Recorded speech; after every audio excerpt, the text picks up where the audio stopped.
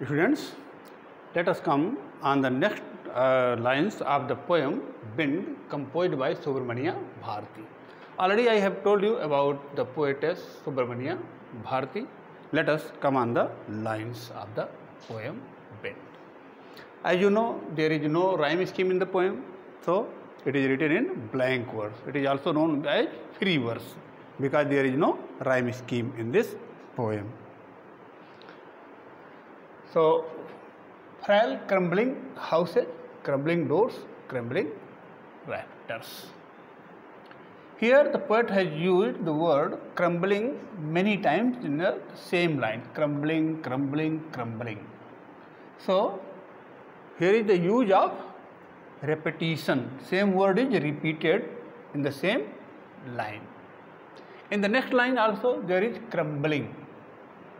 So, when the same word comes in the consecutive lines, then here is anaphora. So there are two figures of speech, repetition and anaphora, because the same word comes in the consecutive line. So let us see the lines. Frail crumbling houses. The houses are easily broken. If they are easily broken, the wind can be forced them to fall. Frail crumbling houses, crumbling doors. Doors means big doors and big rafters. Rafters are the support below the ceilings. It gives the support to the ceiling, rafters. So frail crumbling houses, crumbling doors, crumbling rafters, crumbling wood, crumbling bodies, crumbling lives, crumbling heart.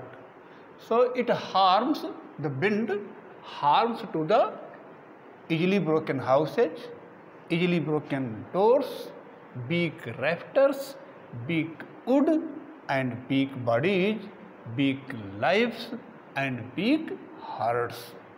So make yourself firm and strong, otherwise wind will spoil you.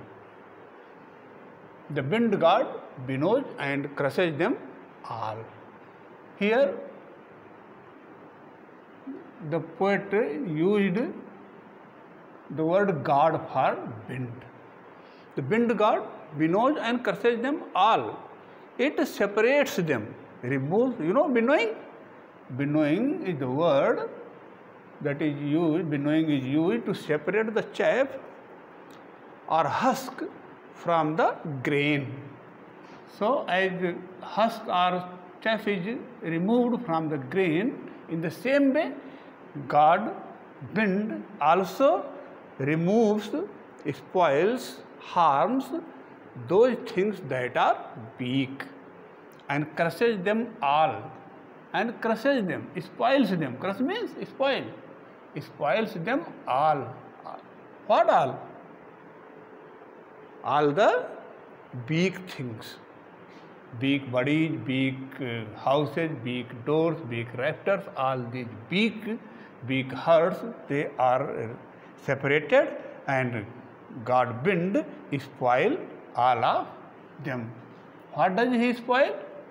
The big things, big bodies and big life. Those who are big, those whose heart are big, those whose houses are big. If the doors and rafters are big, all these are spoiled by God wind. Before spoiling, he separates them. Now clear these four lines? Now let us come on the next lines.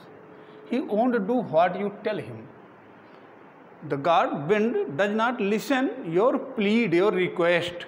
He does his work himself. So he won't do what you tell him. Whatever you tell, he does not follow. He does not listen. He does his work himself. So come, let us build strong homes. So come, the poet is calling to all of us. Let us build strong homes. All of these things that are big, we should make everything strong. Build strong homes. Let us join to the doors firmly. And if the doors are weak, then we should fix the door in a strong way. We should make our buildings, our houses, our doors and rafters strong. Let us join the doors firmly, strongly. Practice to firm the body, and we should practice to make the body strong. Here the word practice, I told you about the difference between practice and practice. Here practice is verb, and if she is used, then that is noun. So practice to firm, you have to practice yourself to make the body strong, make the heart steadfast, and make the heart also strong. So you have to make the buildings strong, doors strong, rafters strong, wood strong, body is strong, life is strong, and your heart is strong, everything is strong, so that you can survive in this world. Otherwise, wind God bid will separate and spoil. I think the lines of the stanza is clear. Now let us come to the questions that you will attempt yourself. So question number first, what are the two powerful and destructive activities of the wind? Next question, what preparations should be made to face the fury of the wind? Last question, what are the poetic devices used in the above lines? I think now this poem is clear. Thank you.